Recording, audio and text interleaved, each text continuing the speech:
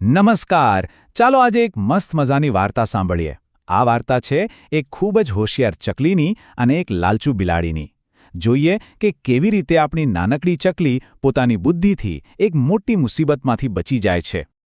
તો વાત છે એક નાના સુંદર મજાના ગામડાની, જ્યાં ચારે બાજુ લીલાછમ ખેતરો હતા અને પંખીઓનો મીઠો કલરવ ગૂંજતો રહેતો હતો.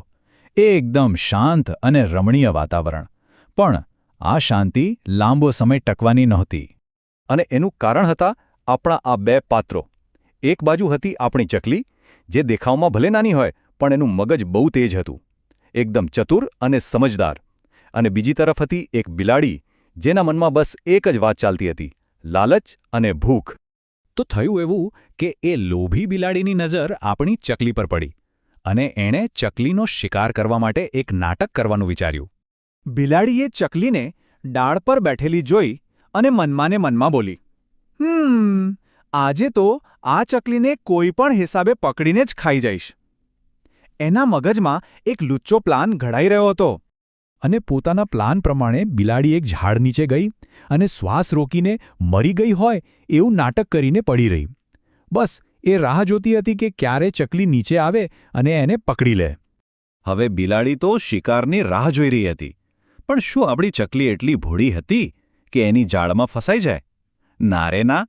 હવે વારો હતો ચકલીની ચતુરાઈ જોવાનો. ઝાડની ડાળ પર બેઠેલી ચકલીએ નીચે બિલાડીને આ રીતે પડેલી જોઈ એને થોડું અજીબ લાગ્યું. એને થયું કે આ બિલાડી આમ અચાનક કેમ પડી ગઈ હશે? કંઈક તો ગડબડ લાગે છે. અને તરત જ એના નાના દિમાગમાં એક આઈડિયા આવ્યો. એણે બિલાડીને સંભળાય એ રીતે જોરથી કહ્યું, અરે રે, બિલાડી તો મરી ગઈ લાગે છે, પણ મને એટલી ખબર છે કે જે સાચે મરી ગયું હોય એની પૂંછડી તો જરા પણ ના હલે. અને બસ અહીં જ બિલાડી ભૂલ કરી બેઠી. પોતે મરી ગઈ છે એવું સાબિત કરવાના ઉત્સાહમાં એ પોતાની પૂંછડી હલાવવાનું રોકી ન શકી. એણે ધીમે રહીને પોતાની પૂંછડી સહેજ હલાવી દીધી. બસ આટલું જ જોઈતું હતું આપણી ચતુર ચકલીને. એ તરત જ બોલી ઉઠી, પકડાઈ ગઈ? હું તો બધું સમજી ગઈ. તું મરી નથી પણ જીવતી જ છે અને મને છેતરવાની કોશિશ કરી રહી છે. અને આમ કહીને ચકલી ખુશીથી ચી ચી કરતી આકાશમાં ઉડી ગઈ. એણે સાબિત કરી દીધું કે તાકાત કરતાં અક્કલ મોટી હોય છે. બિચારી લોભી બિલાડી, એનો બધો પ્લાન ફેલ થઈ ગયો. એનો લોભ એને ક્યાંયનો ન છોડ્યો. એ નિરાશ થઈને ત્યાં જ બેસી રહી અને ચકલીને ઉડી જતા જોતી રહી. તો આ નાનકડી વાર્તામાંથી આપણને શું શીખવા મળ્યું? ચાલો જોઈએ આ વાર્તાનો બોધ શું છે.